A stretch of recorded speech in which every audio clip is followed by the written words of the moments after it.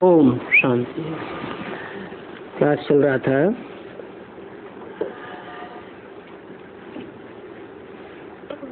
पहली सितंबर 1968। 2 पेज के मध्य में बात चल रही थी।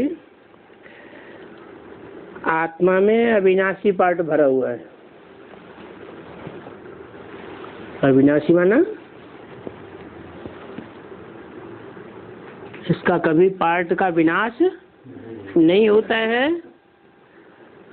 जो पूर्व कल्प में पार्ट भरा हुआ है वो ही पार्ट फिर चलता है, वो ही पार्ट आगे भी चलेगा।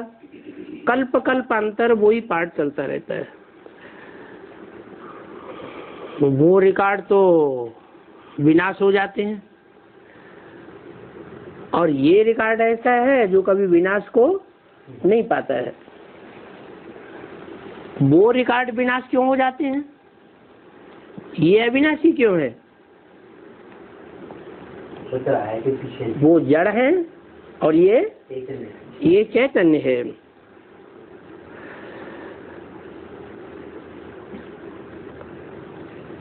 तो जो पार्ट भरा हुआ है उस पार्ट को नंबरवार तुम बच्चे ही समझते हो। इस दुनिया में कोई ऐसा मनुष्य नहीं है जिसको हम बाप, टीचर, सदगुरु कहें।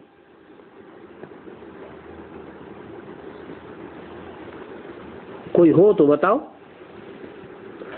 इब्राहिम, बुद्ध, क्राइस्ट, गुरु नानक, विवेकानंद बड़े बड़े हुए, उनमें से कोई भी हो जो सुप्रीम बाप हो, सुप्रीम टीचर हो, सुप्रीम गुरु हो, ऐसा पार्ट बजाया हो तो बताना चाहिए। कोई बता नहीं सकता। इस दुनिया में कोई नहीं है। फिर किस दुनिया में है?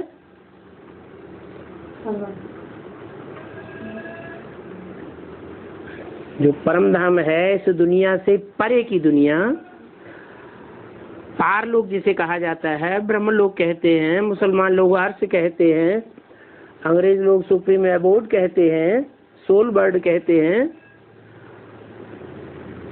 उस दुनिया की कोई आत्मा है जो सुप्रीम बाप, सुप्रीम टीचर और सुप्रीम गुरु का पार्ट बजाती है। वो आकर के सभी को शिक्षा देते हैं और वो एक ही बेहद का बाप है जो बेहद का टीचर भी है। क्यों? दूसरा बेहद का बाप नहीं है, हैं? मनुष्य सृष्टि का बाप बेहद का बाप नहीं है। फिर ये क्यों कहा कि यह एक ही बेहद का बाप है जो बेहद का टीचर भी है? नहीं, आत्माओं का जो बाप है, सुप्रीम सोल, वो बेहद का टीचर है। लेकिन मनुष्य सृष्टि का जो बाप है वो बेहद का टीचर नहीं है। वो आत्माओं का बाप, सुप्रीम सोल, सभी को शिक्षा देते हैं। A to Z 500-700 करोड़ जो भी मनुष्य आत्माएं हैं, ऐसी कोई आत्मा नहीं है जो उस बाप से शिक्षा ग्रहण करके संपन्न न बनती हो।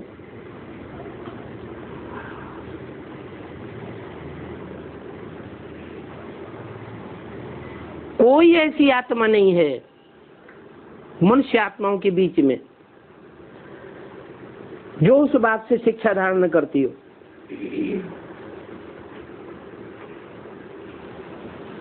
और वो तुमको भी कहते हैं। तुमको खास क्या कहते हैं? मन मना भव भी क्यों लगा दिया?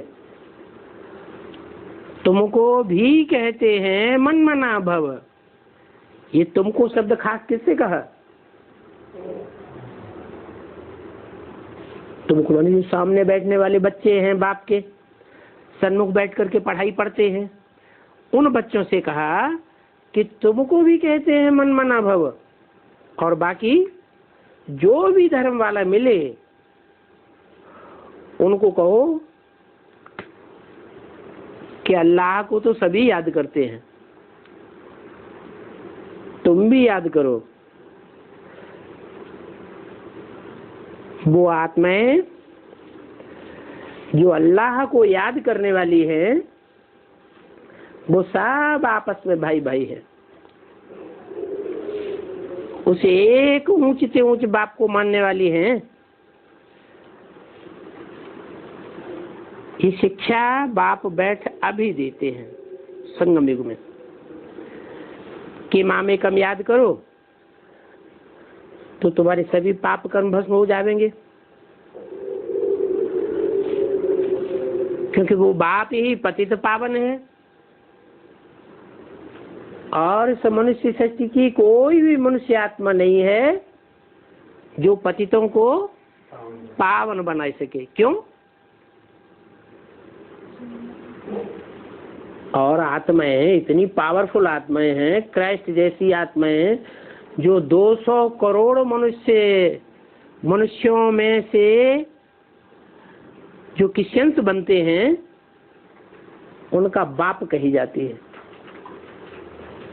इतनी विराट जनरेशन का बाप माने जाने वाली आत्मा वो भी ये नहीं कह सकती कि मैं पतितों को पावन बनाऊंगा। क्यों नहीं कह सकती? क्योंकि वो सब जन्म चक्र में आने वाले हैं। चलो जन्म के चक्र में आते हैं तो कोई बात नहीं, सब प्रभावित होने वाले हैं, सब संग के रंग में आने वाले हैं। एक ही सुप्रीम सोल है जो इस पतित दुनिया में आता भी है, पतित तन में भी आता है, परंतु न उस पतित दुनिया के मनुष्यों से प्रभावित होता, न उस पतित मनुष्य तन से या मनुष्य आत्मा से प्रभावित होता जिसमें प्रवेश करता है। कभी भी कोई से भी प्रभावित नहीं होता और कोई का भी संग का रंग उसको लगता नहीं है। तो ये किसने कहा कि मैं पतित पावन हूं? सुप्रीम सोल बाप ने कहा। वो भी आत्मा ही है। मनुष्य भल गाते हैं परंतु अर्थ नहीं समझते हैं, पतित पावन कहते हैं परंतु इसका अर्थ क्या है? पहले शब्द है पतित, फिर है पावन। पतित को आगे क्यों रख दिया?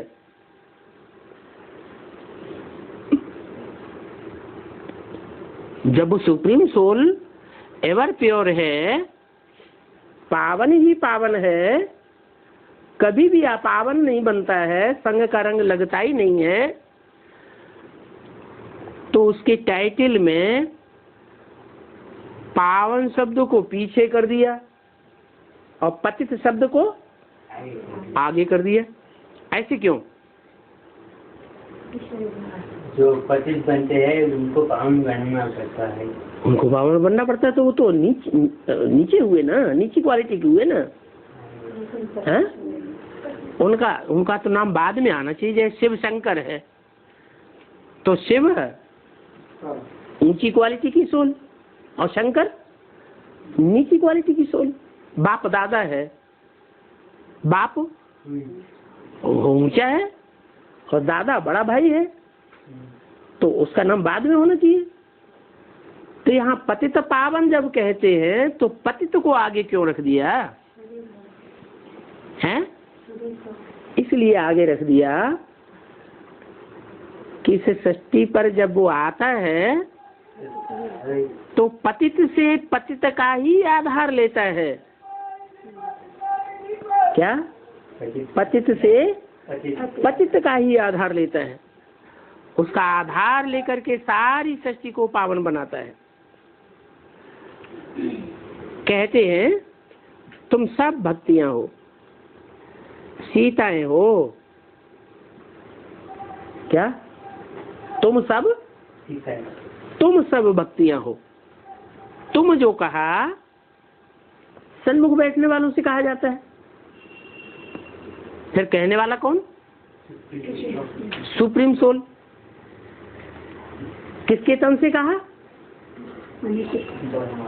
ब्रह्मा की तन से कहा। अभी की बात नहीं है, ये वाणी तो पहले की चलाई हुई है।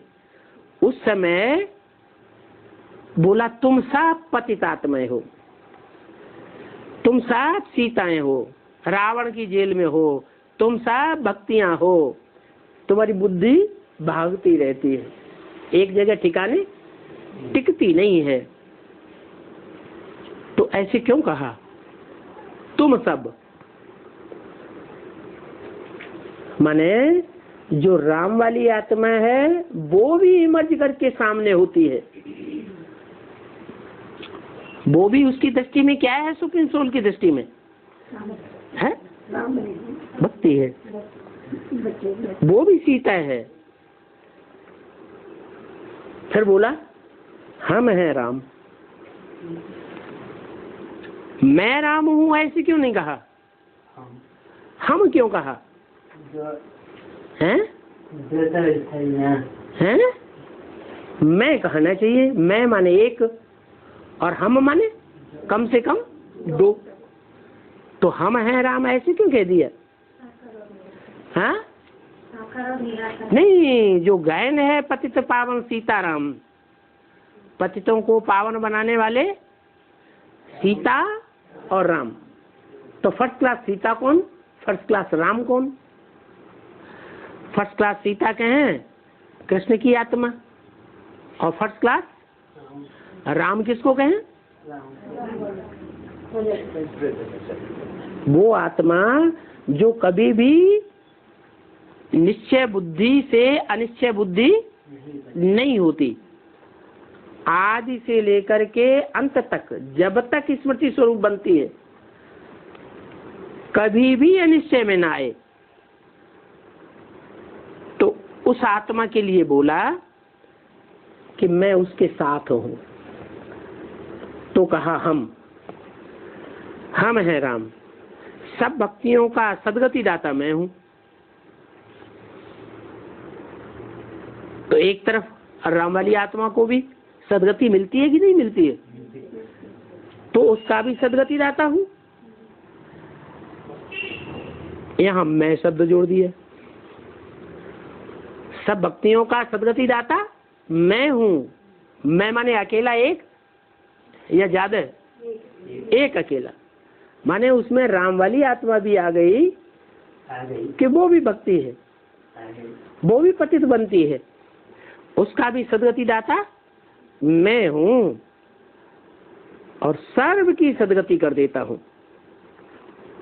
क्या सर्व माने? जैसे कहते हैं सर्वव्यापी। तो सर्वव्यापी का मतलब सिर्फ मनुष्यों में ही व्यापी या कण कण में व्यापी? सर्वव्यापी का मतलब है कण कण में व्यापी। लेकिन यहाँ सर्वव्यापी की बात नहीं है। यहाँ कौन सी बात है? सर्व की सदगति कर देता हूँ।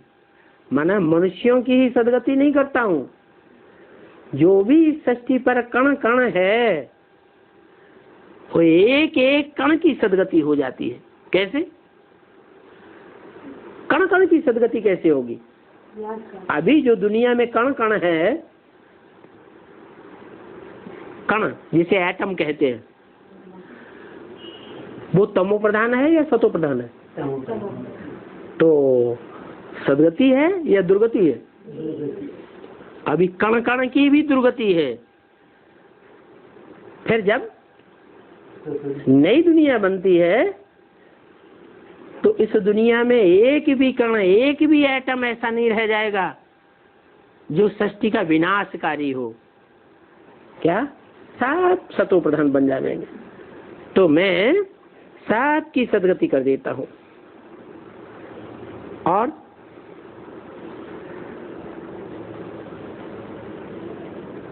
सदगति तो करता हूं, लेकिन वो कैसी स्टेज में जाते हैं? हैं? हाँ, जिनकी भी सदगति करता हूँ उनका साइकिल सबका पूरा होता है कि नहीं? सबका साइकिल पूरा होता है। जिस सतो प्रधान स्टेज से वो चलना शुरू हुए थे कल्प पूर्व में, उसी सतो प्रधान स्टेज में उनको पहुंच जाना होता है। जिस सात्विक स्टेज में थे, सत्य में थे, वो ही सत्य धाम की स्टेज में पहुंचते हैं, सब मुक्ति धाम में चले जाते हैं। सतयुग में दूसरा कोई भी धर्म नहीं होता सिवाय सत्य।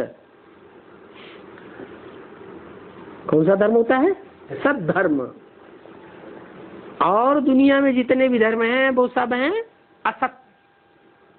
और जो बाप आकर धर्म स्थापन करते हैं वो है सत धर्म। कौन सा धर्म है सत धर्म?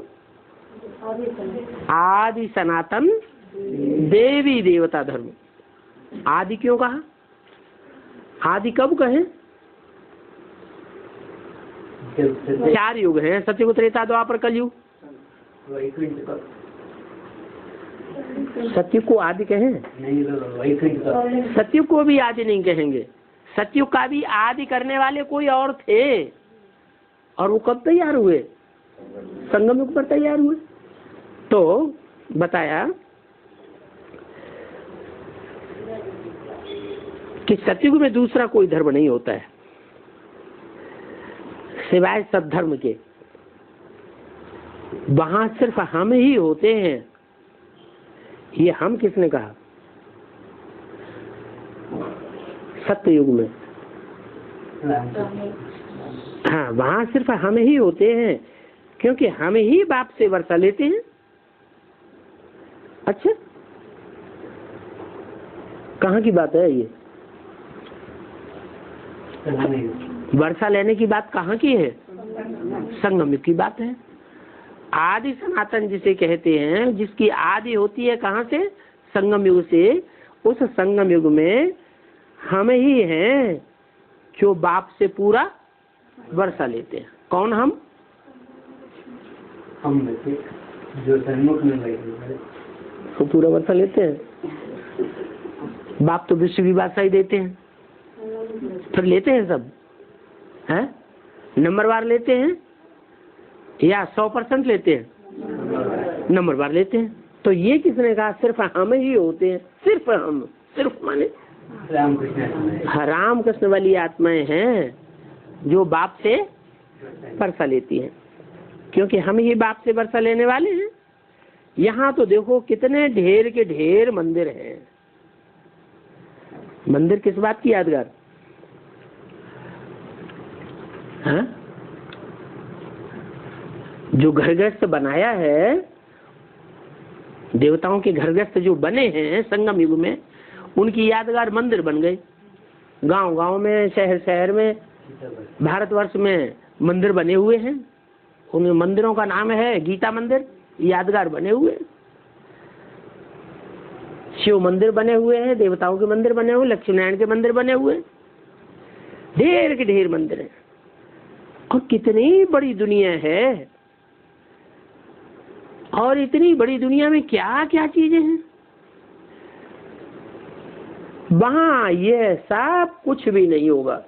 कहाँ? नई दुनिया में ये सब बखेड़ा विस्तार कुछ भी नहीं होगा। सिर्फ क्या होगा? सिर्फ भारत ही होगा। भारत ही होगा। क्या मतलब?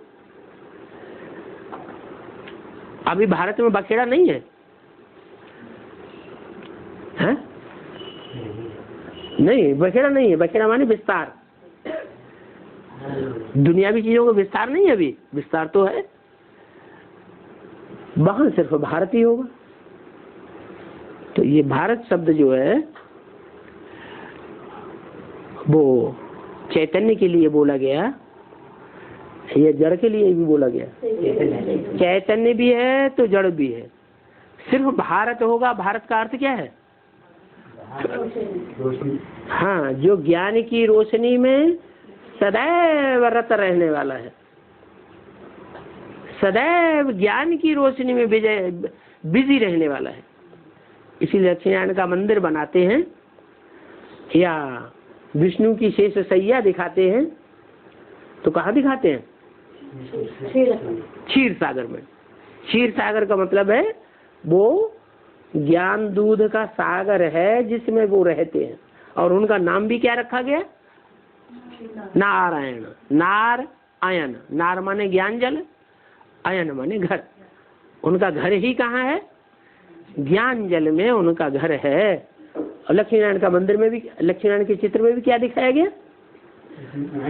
लक्ष्मी नारायण दुनिया में दिखाए गए हैं या रोशनी के वायुमंडल में दिखाए गए हैं? चारों तरफ एड़ी से लेके चोटी तक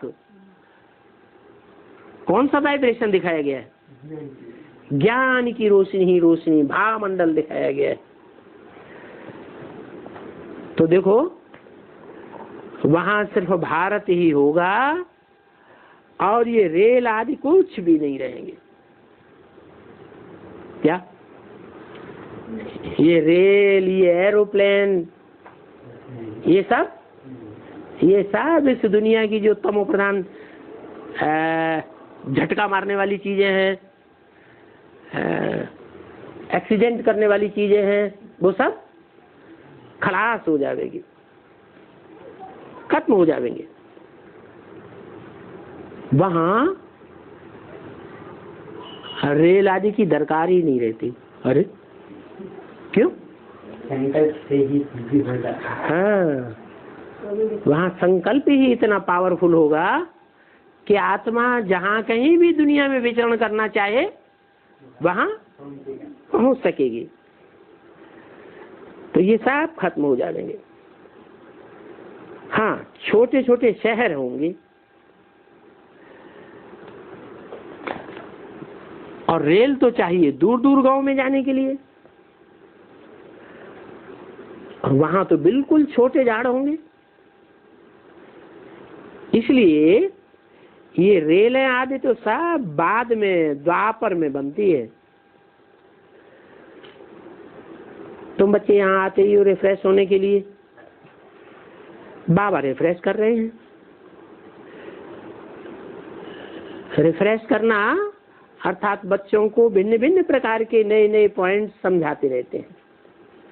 यहाँ बैठे हो तो तुम्हारी बुद्धि में सारा ज्ञान भरा हुआ है। जैसे परमपिता परमात्मा है, उनमें सारा ज्ञान भरा हुआ है, तो यहाँ बैठे हो तो तुम्हारी बुद्धि में भी सारा चक्र भरा हुआ है। जो भी तुमको सुनाते रहते हैं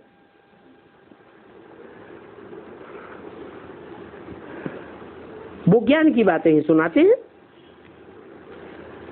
वो सुनाने वाला बाप है ऊंच से ऊंच शांति धाम में रहने वाला। ये क्यों कहा? ऊंचे से ऊंचे शांति धाम में रहने वाला। ऊंचे से ऊंचे का टाइटल किसको देंगे? जिसको ऊंचे से ऊंचे का टाइटल देंगे उसको फिर नीचे से नीचे का टाइटल मिलेगा या नहीं मिलेगा? तो ये क्यों कहा? वो ऊंचे से ऊंचे शांति धाम में रहने वाला कैसे? शांत में रहते हैं। हाँ, शरीर में रहते हुए भी ऐसी स्टेज रहती है कि नीचे की दुनिया में, 5 तत्वों की दुनिया में उनकी बुद्धि अटकती नहीं है। कहाँ रहती है? निराकारी धाम में। हम आत्मा भी सब हैं तो वहां स्वीट होम की रहने वाली, परंतु अभी स्टेज क्या है? हमारी भी स्टेज सदैव शांति धाम की है नहीं है। शांति के लिए मनुष्य कितना माथा मारते रहते हैं। साधु लोग भी कहते हैं मन को शांति कैसे हो। अब बताओ, मन को शांति होगी? है? मन को शांति कभी हुई थी? है? देवताओं को मन होता है? देवताओं को तो मन ही नहीं होता है। जब देवताओं को मन नहीं होता है तो सदैव अमन में है। शांति की दुनिया में है। ये मन रूपी घोड़ा है, अगर इसको पूरी लगाम न लगाई गई, स्मृति की लगाम न लगाई गई, बुद्धि की लगाम न लगाई गई, तो ये नीचे ऊपर करता रहेगा, आगे जाएगा, पीछे जाएगा, गड्ढे में जाएगा, नीचे उछलेगा, दौड़ेगा, एक कंट्रोल से बाहर रहेगा। तो क्या करना है? मन को पूरा कंट्रोल में कर देना, मन को अमन बनाना है। तो वो तो बकते रहते हैं मन की शांति कैसे हो, क्या क्या बकते रहते हैं। करते क्या है? कुंभक करेंगे, प्राणायाम करेंगे, आसन करेंगे, यही तो करते हैं योग के नाम पर। लेकिन मन को कंट्रोल करना सीखते हैं, सिखाते हैं? मन की एकाग्रता जानते ही नहीं। मन बुद्धि का स्वरूप क्या है, यही उनकी बुद्धि में नहीं है। मन बुद्धि का स्वरूप क्या है? मन बुद्धि का स्वरूप है ज्योति बिंदु। वो ज्योति बिंदु की स्मृति में अगर टिके, प्रैक्टिस करें, तो मन अमन हो सकता है। गाया जाता है कि आत्मा मन बुद्धि सहित है। क्या? आत्मा में मन की शक्ति भी है, बुद्धि की शक्ति भी है, और आत्मा में पूर्व जन्म के और इस जन्म के अच्छे बुरे संस्कार भी भरे हुए हैं।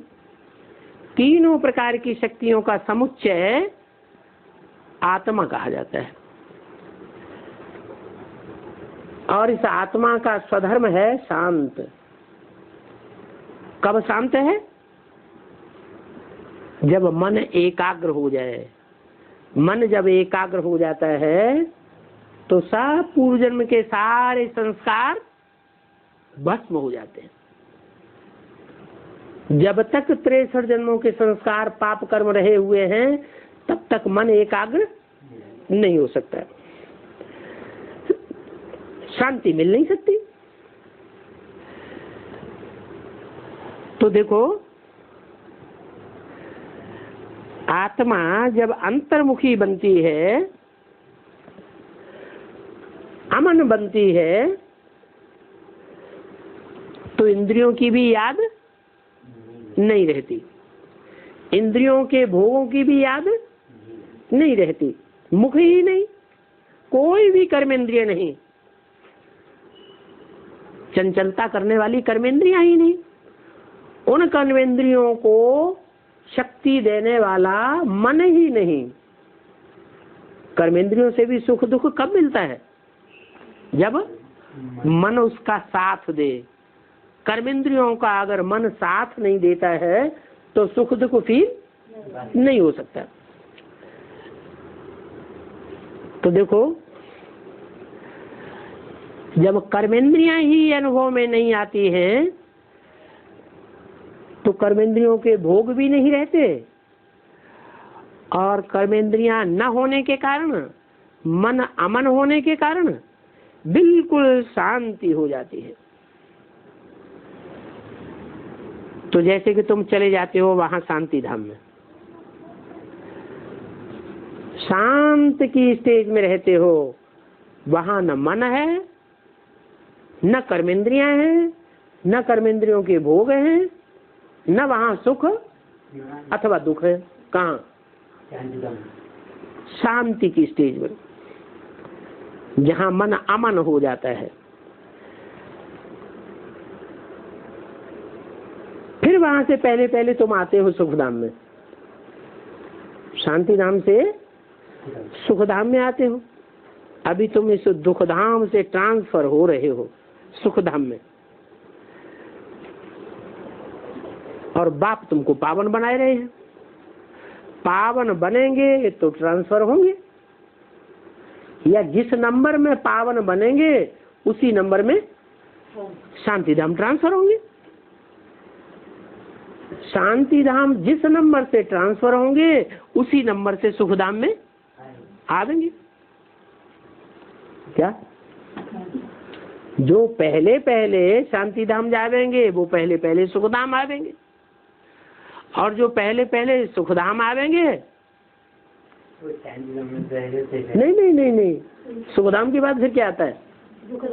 दुखधाम आता है। तो जो पहले पहले सुखधाम में जावेंगे वो ही पहले पहले दुखधाम में भी आवेंगे। देखो कैसा वंडरफुल खेल बना हुआ है, कितनी बड़ी दुनिया है, कितने जंगल आदि हैं। वहां शांति धाम में तो ये जंगल आदि कुछ भी नहीं होते, कांटों के जंगल की तो बात ही नहीं।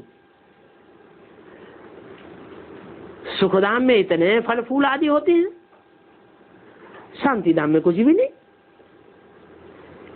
इतनी पहाड़ियां, नेपाल शहर आदि, वहां कुछ भी नहीं होगा। कहाँ?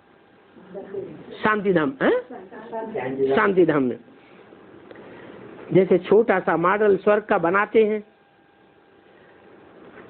वैसे छोटा सा मॉडल स्वर्ग की नई दुनिया पहले पहले तैयार होगी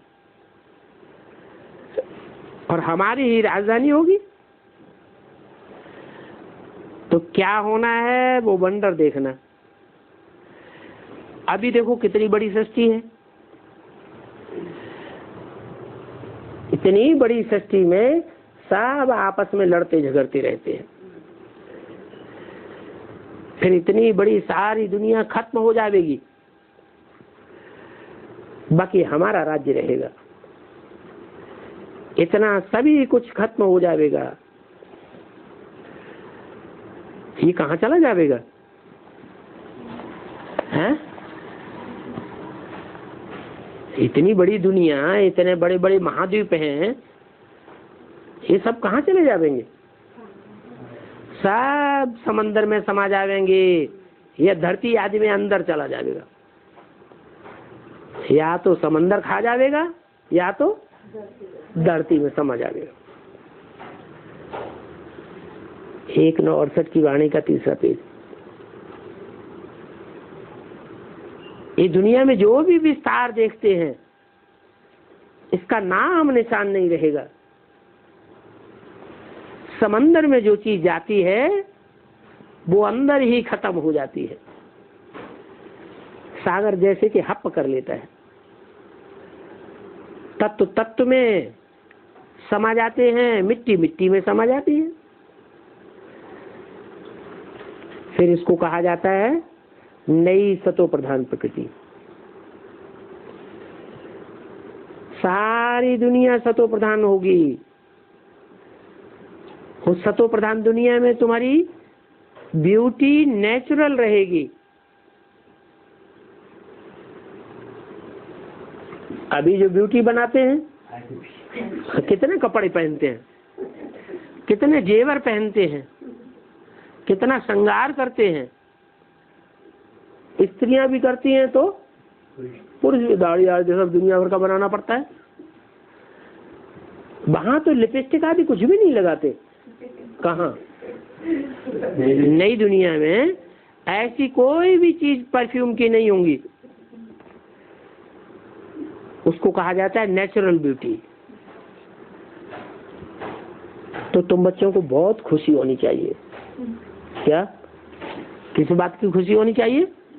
कि वहाँ नेचुरल ब्यूटी होगी, और वहाँ की नेचुरल ब्यूटी और यहाँ की आर्टिफिशियल ब्यूटी, उसमें क्या अंतर होता है? जमीन आसमान। क्या जमीन आसमान का अंतर होता है?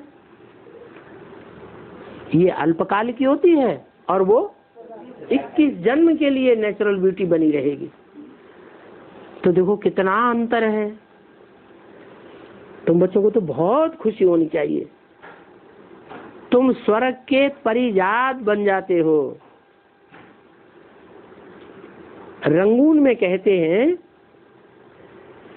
एक छमछम तालाब है जिसमें स्नान करने से परी बन जाते हैं।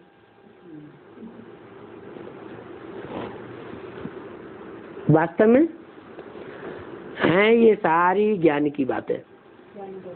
क्यों रंगून क्यों नाम दिया? हाँ, वहाँ जो भी रहते हैं बेहद के रंगून में, वो सब रंगे हुए होते हैं। काहे में रंगे हुए? ज्ञान के रंग में रंगे हुए होते हैं।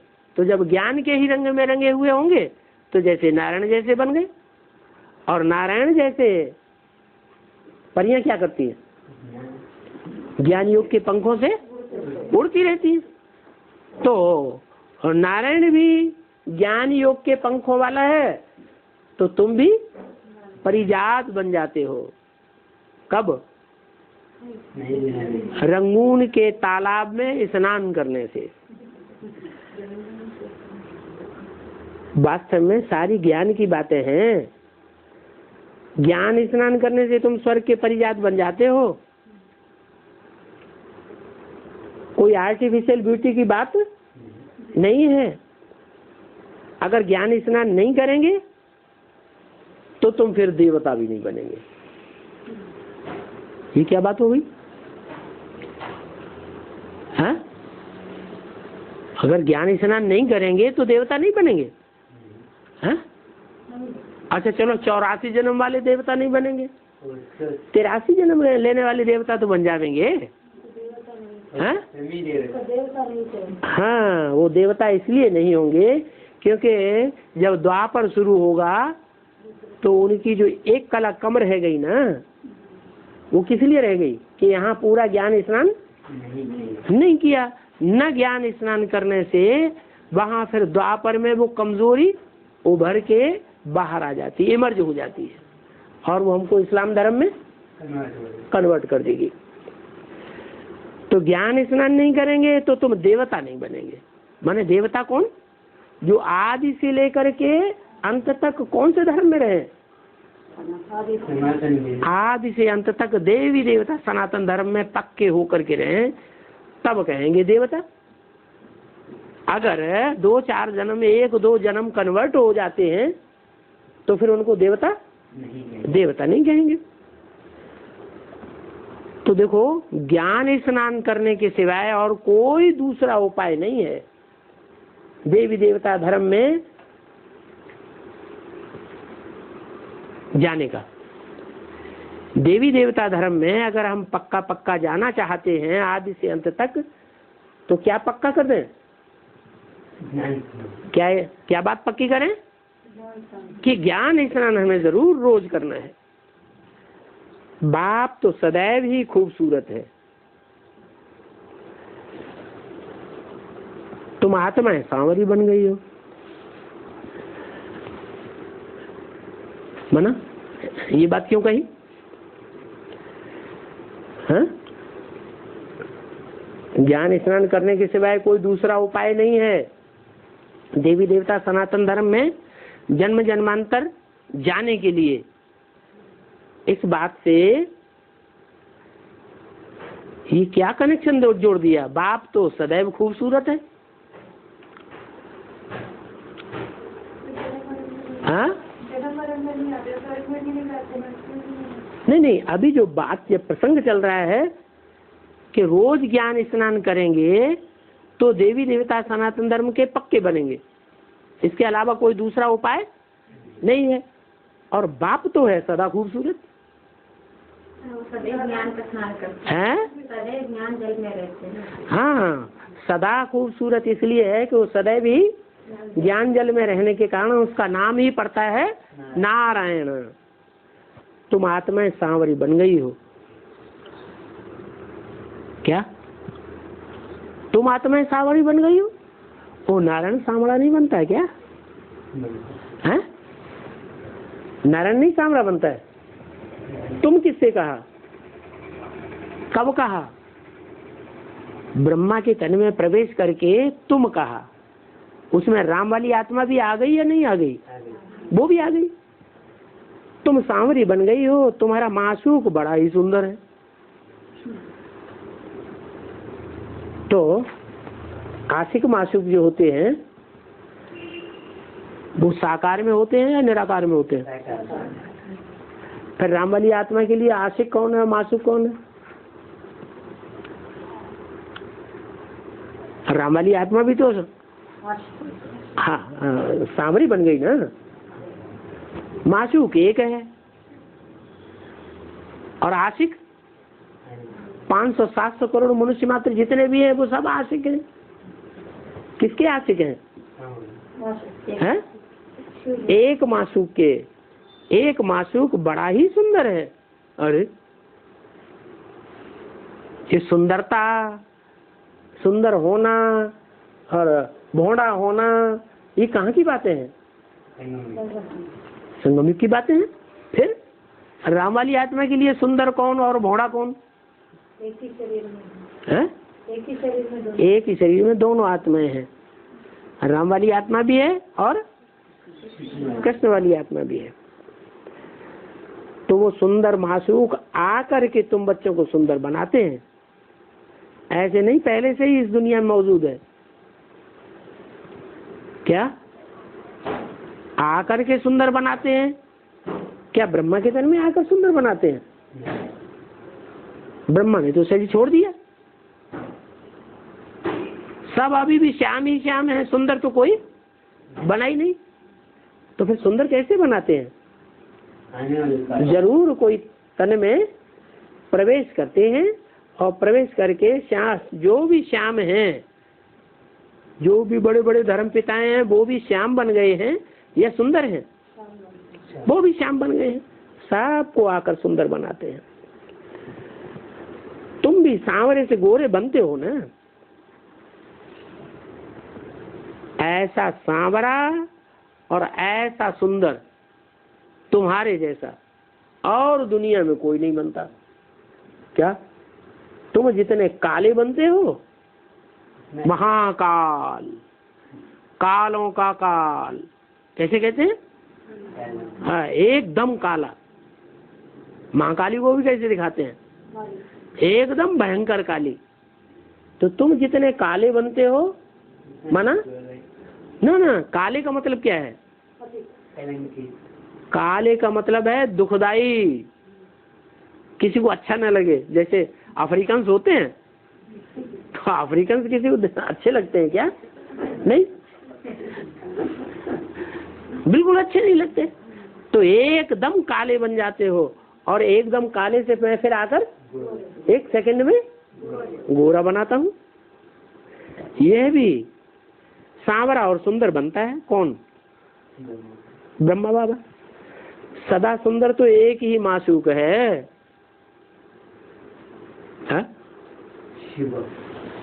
शिव बाबा, बाबा कहेंगे उसको, हैं? सदा सुंदर तो एक ही मासूक है। तुम सभी को सुंदर बना करके साथ में ले जाते हैं। तो बच्चों को सुंदर बन करके फिर दूसरों को सुंदर बनाना है? अच्छा, तब तक कोई सेवा करनी नहीं है। क्या बताया? बच्चे क्या करें? पहले खुद सुंदर बने, फिर दूसरों को सुंदर बनाए। ये तो बहुत लंबी प्रक्रिया हो गई। माने दूसरों की सेवा करनी चाहिए कि नहीं करनी चाहिए? करना चाहिए। यहाँ तो ये लिखा है कि तुम बच्चों को सुंदर बन करके फिर दूसरों को सुंदर बनाना है। वो भी सेवा है। वो भी सेवा है। वो भी सेवा माने हम खुद भोंडे बने रहे और दूसरों को सुंदर बनाते रहे, ऐसे हो सकता है? नहीं। है? हमारे अंदर खुद दुर्गुण बड़े होंगे, हम दूसरों को ज्ञान सुनाते रहेंगे तो दूसरे सुंदर बन जाएंगे? हैं? रुद्रमाला है, रुद्रमाला के मन के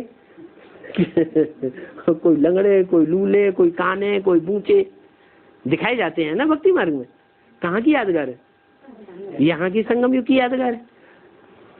टीवी में भी देखने में आता है। टीवी में देखा है, रुद्रगणों को देखा कैसे कैसे होते हैं? कैसे भोड़े भोड़े आकृति वाले होते हैं। तो उनको सुंदर कहेंगे या सांवरा कहें? उनको तो सांवरा ही कहेंगे। और वो खुद सुंदर बन करके दूसरों को सांवरा बनाने के कार्य में लगे रहते हैं कि भोड़े रहते हैं, खुद भोड़े रहते हैं और दूसरों को सेवा करते रहते हैं। सेवा नहीं करते? अभी रुद्रमाला के मन की सेवा नहीं करते हैं? ज्ञान की सेवा तो करते हैं, लेकिन हाँ, जो खुद धारण करने की चीज है वो तो धारण नहीं किया। तो कहें कि सुंदर बन करके सुंदर बना रहे हैं? तो दुनिया में कोई अंतर पड़ रहा है? हाँ, बीके वाले भी सेवा करते हैं और पीवी के वाले भी सेवा करते हैं। दुनिया बदल रही है। नहीं, अच्छा दुनिया की बात छोड़ो, जो पीवी के वाले जो एडवांस के परिवार हैं उनमें सुधार आ रहा है? हाँ? नहीं आ रहा है? नहीं उनमें भी सुधार नहीं आ रहा है, तो क्या कहें? पहले हम बाजू में अच्छा माने सेवा करना छोड़ दें? नहीं, हैं? नहीं थे।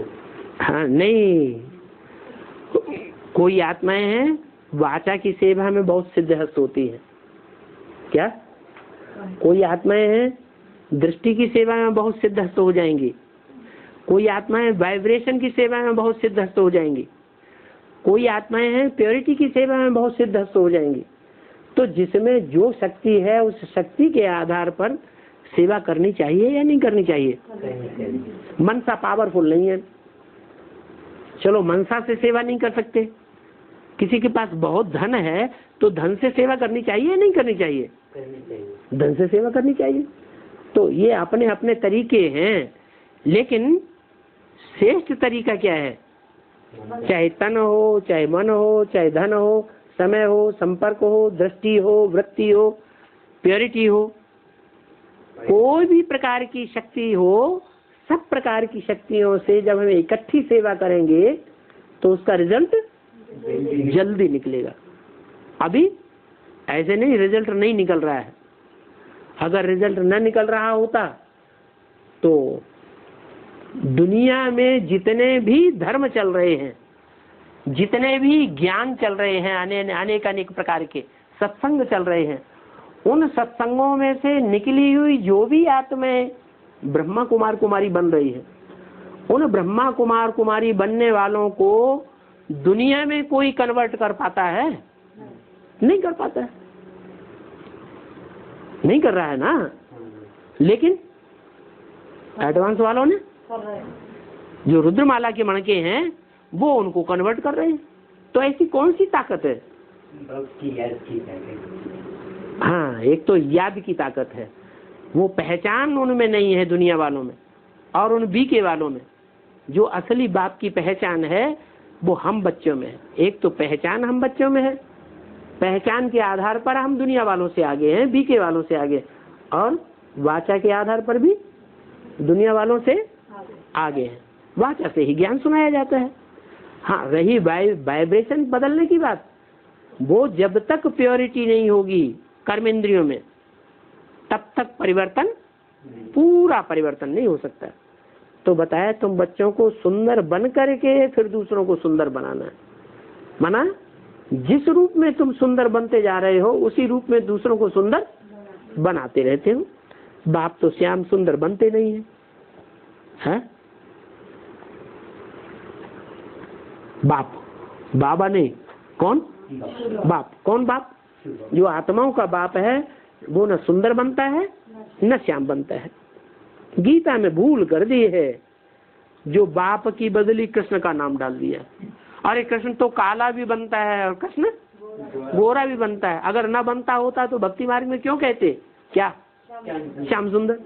भक्ति मार्ग में श्याम सुंदर नाम दिया है ना, नाम काम के आधार पर होता है ना। तो जरूर श्याम भी बना है और सुंदर भी बना। कब बना है? सतयुग त्रेता द्वापर कलयुग का गायन नहीं है। संगम युग में जब बाप आते हैं तो अति का काला भी बनता है और अति का गोरा भी बनता है। तो कृष्ण का नाम डाल दिया है।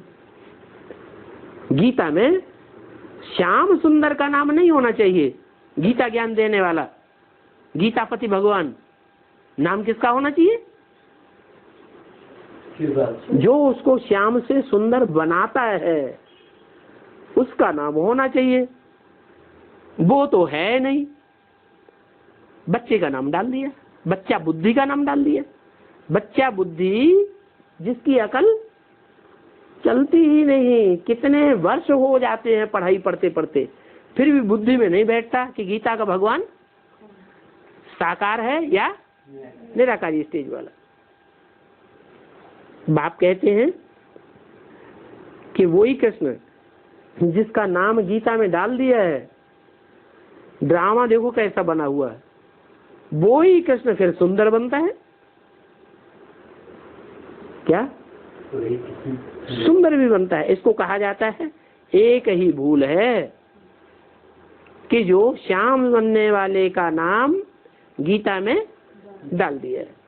सारे विश्व को सुंदर बनाने वाला शिव बाबा, कृष्ण की आत्मा, ब्रह्मा वाली आत्मा, संगम युग में ब्रह्मा के रूप में जो पार्ट बजाया, उस ब्रह्मा को कितने लोगों ने पहचाना? उस ग्रुप का नाम क्या है जिन्होंने ब्रह्मा को पहचाना? ब्रह्मा कुमार कुमारी। वो सिर्फ ब्रह्मा कुमार कुमारियों का ही तो बाप है। सिर्फ ब्रह्मा कुमार कुमारी ही तो उसको अपना बाप मानते हैं कि सारी दुनिया मानती है, हैं? सारी दुनिया। वो विश्व पिता नहीं है। एक ही भूल है कि जो सारे विश्व को पावन बनाने वाला है, उसका नाम उड़ाई दिया और किसका नाम डाल दिया? बीके वालों ने कृष्ण का नाम डाल दिया।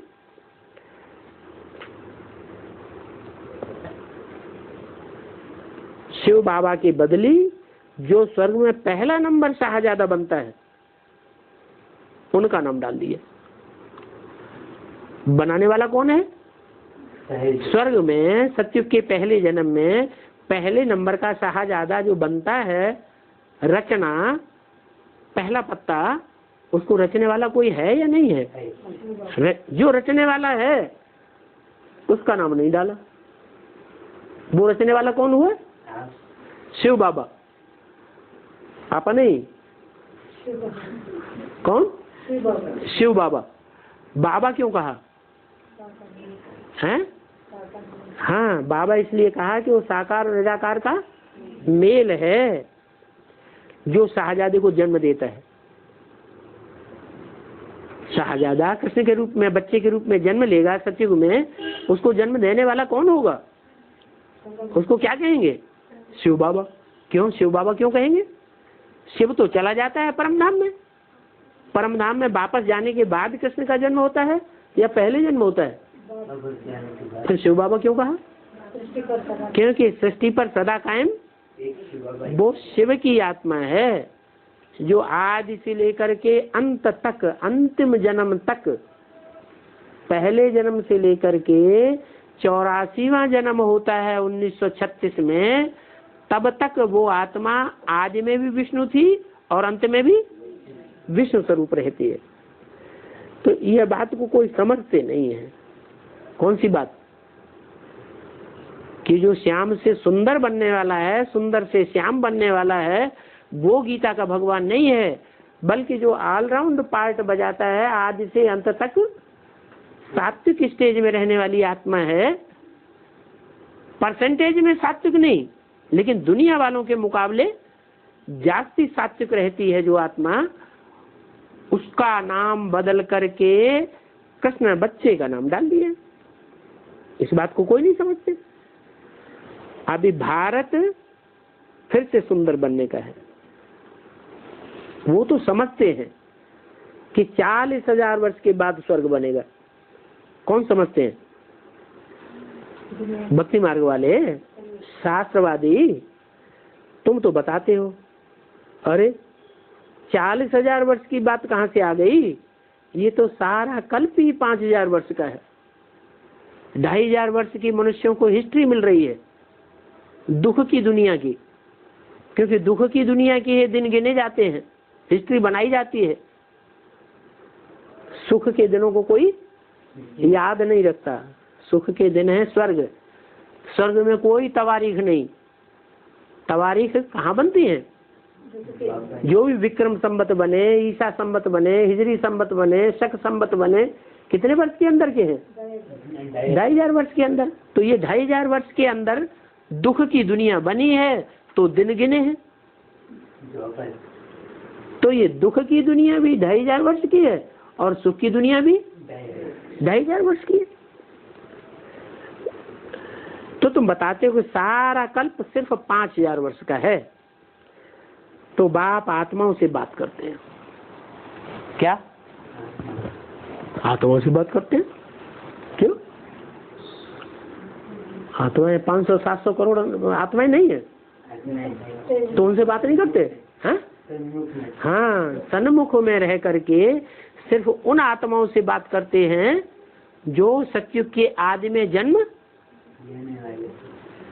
देने वाली हैं, नई जनरेशन को। उन आत्माओं से बात करते हैं। वो ही आत्मा है, वो ही आत्मिक स्टेज धारण करती हैं। बाकी तो आत्मिक स्टेज धारण करते ही नहीं। कितने हैं? 4.5 लाख है जो आत्मिक स्टेज धारण, और 4.5 लाख उनमें प्रवेश करने वाली आत्माएं हैं। अरे वो भी पूरा ज्ञान आखिरी समझती है या नहीं समझती है? आखिरी वो भी पूरा ज्ञान समझ लेती है।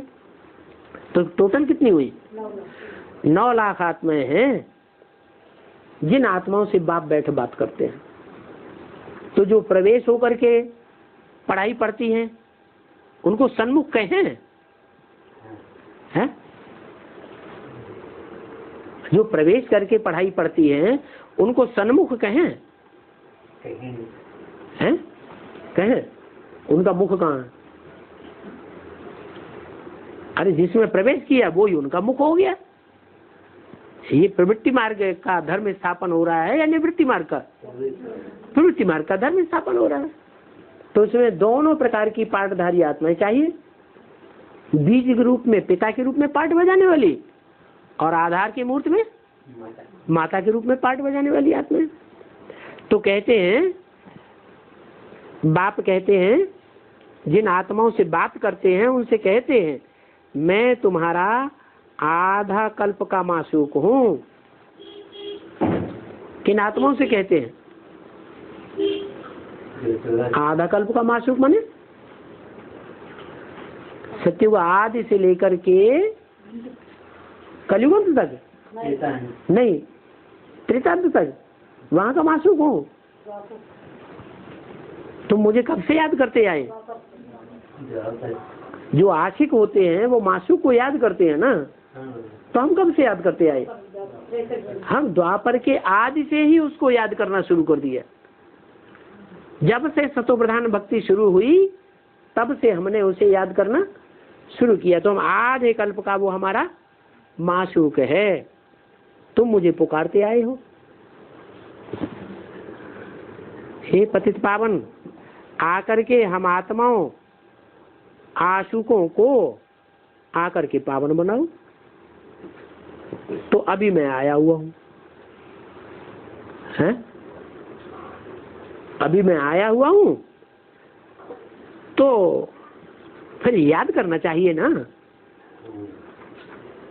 अरे 63 जन्म का मासूक है, 63 जन्म से आशिक हो, इतने लंबे टाइम तुमने याद किया, इंतजार किया, अभी मैं आया हुआ हूँ तो तुम भूल क्यों जाते हो? हैं? अरे शक कहाँ से पैदा हो जाती है? पता नहीं बाप है कि नहीं है। हाँ? याद करना चाहिए ना सदैव, क्यों भूल जाते हो? मेहनत करनी चाहिए ना याद करने की। अच्छा चलो भूल भी जाते हो तो क्या करना चाहिए? मेहनत करना चाहिए, प्रैक्टिस करना चाहिए। बाबा ऐसे नहीं कहते कि तुम श्रृंगार आदि मत करो।